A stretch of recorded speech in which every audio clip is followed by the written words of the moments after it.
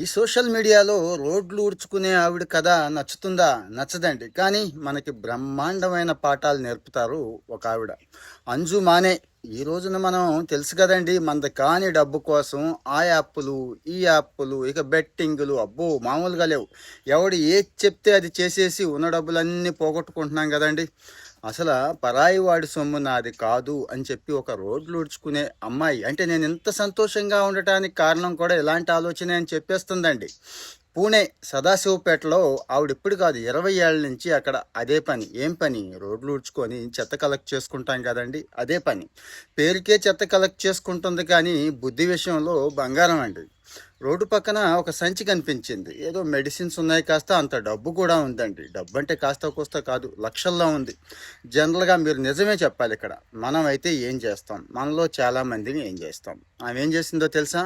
ఆ డబ్బు సంచిని పట్టుకొని అక్కడ ఎతికిందండి, అడిగింది అందరినీ కూడా, మీదా మీదా మీదా అని చెప్పి. ఈలోపు ఒక ఆయన వచ్చాడండి. వచ్చి ఆయన పాపం పోగొట్టుకున్నాడు ఆయనే. మెడిసిన్స్తో పాటు ఏ బండి మీద ఏదో వెళుతుంటే జారి పడిపోతాయి కదండి, ఆ బాపత అన్నట్టు అన్ని ఎవిడెన్స్లు చెప్పాడు. ఆయనకి ఇచ్చిందండి. ఆయనకి ఇచ్చేసింది. అసలు చూడండి, ఒకసారి ఆలోచించండి. ఈ ఈ ఆలోచన అంటే లక్షల డబ్బు కళ్ళ ముందు కనపడుతుంటే ఎవరూ చూడలేదు, ఒకటే సంచి ఉంది, ఈవిడ కూడా ఒకటే ఉంది. పొద్దు పొద్దున్నే ఒకసారి ఆలోచించండి ఒక్కసారి.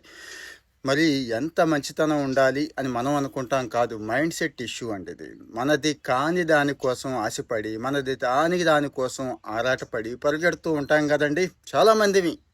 అక్కడే ఉంది అసలు మనశ్శాంతి అంతా పోవడానికి అని ఆవిడ ఎగ్జాంపుల్ చెప్పేసిందండి. అదే విషయం చెప్తే ఆ కాలనీ వాళ్ళంతా సన్మానం చేస్తే పాపం ఆ డబ్బు పోగొట్టుకొని మళ్ళీ పొందిన ఆయన వచ్చి ఆవిడకు ఏకంగా ఒక చీర, జాకెట్ అన్నీ పెట్టి నమస్కారం పెట్టాడండి.